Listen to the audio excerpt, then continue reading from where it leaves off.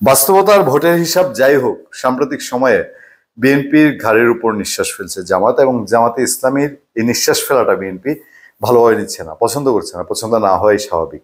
এবং পারতপক্ষে এমন একটা পরিস্থিতি দুই দিক থেকে, যে আগামী দিনে বিএনপি ক্ষমতায় আসবে, বাংলাদেশের মানুষের যে এরকম একটা মাইন্ডসেট ছিল, এটাই বলতে গেলে জামাতে ইসলামী একটু নাড়া দিয়ে বসেছে কিনা। দুই দিক থেকে কেমন করে বলছি। একটা হলো জামাতে ইসলামী মনে করছে আওয়ামী লীগ নাই, এবং আওয়ামী লীগ বিহীন এই দেশের রাজনীতিতে জামাত দীর্ঘ সময় ধরে দীর্ঘ প্ল্যান নিয়ে পলিটিক্স করছে। সেই জায়গায় তারা ক্ষমতার স্বাদ নিতে চায়, যে কারণে এখন আর ওই 4 দলীয় জোট 20 দলীয় জোট এগুলা নাই। বিভিন্ন কারণে শুধু ক্ষমতায় যাওয়ার আগ্রহ থেকে জামাত বিএনপি থেকে অন্তত বেশ কিছুদিন ধরে দূরে চলছে, এবং বিএনপির চাওয়া জামাতের চাওয়া এখন যোজন যোজন দূরত্ব। বিএনপির অবস্থান জামাতের অবস্থান যোজন যোজন দূরত্ব। এবার কেন নতুন করে জামাত বিএনপি আলোচনা? জামাত একটা টেকনিক নিয়েছে নতুন। দেখেন, সারা দেশেই জামাত তাদের আগামী নির্বাচনের জন্য প্রার্থী ডিক্লেয়ার করছে। যদিও বিএনপি দ্রুত নির্বাচন চায়, জামাত কিন্তু দ্রুত নির্বাচন চায় না। জামাত সমস্ত সংস্কার শেষে নির্বাচন চায়, তাড়াহুড়া চায় না। বিএনপি নির্বাচন চেয়ে দেশ চালাতে চায়, জামাত বলে কোন দখলদার চাঁদাবাজকে তারা ক্ষমতায় দেখতে চায় না। আর প্রথম বিষয়। দ্বিতীয় বিষয় হলো, সারা দেশে দখল নৈরাজ্যের জন্য বিএনপির দিকে জামাতের তীব্র অভিযোগের তীর, এবং বিএনপি ছত্রদল যুবদল সারা দেশে যেখানেই চাঁদাবাজি মাস্তানি দখলদারিত্ব সেগুলো করার জন্য করছে বা অভিযুক্ত হচ্ছে, সেগুলো জামাত খুব পলিটিক্যালি ক্যাশ করছে। জামাতের যেসব মিডিয়া আছে, সোশ্যাল মিডিয়া, তারা খুব ফলো করে প্রচার করছে।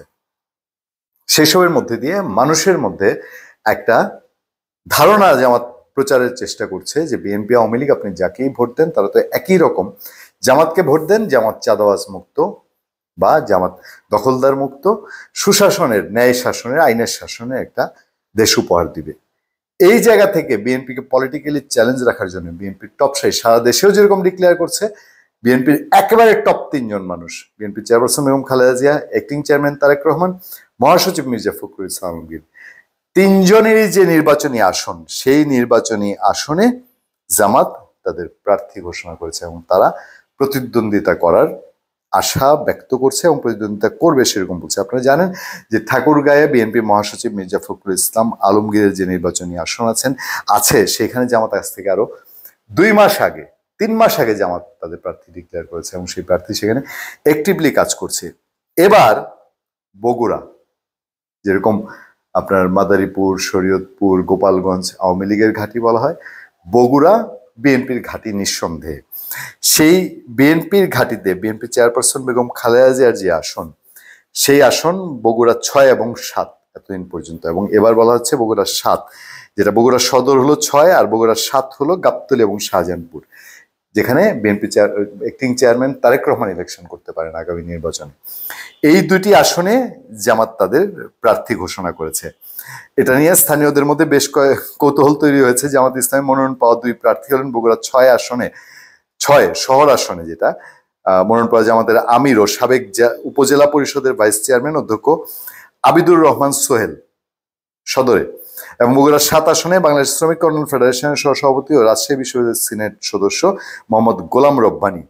জামাতের প্রার্থীদের নিয়ে তেমন মাথা ঘামাচ্ছে না বিএনপি স্থানীয় পর্যায়ের নেতাকর্মীরা, তবে প্রতিপক্ষ যেই হোক না কেন জামাতের আশা তাদের মনোনীত প্রার্থীরা নির্বাচনে শক্ত প্রতিদ্বন্দ্বিতা গড়ে তুলতে পারবে।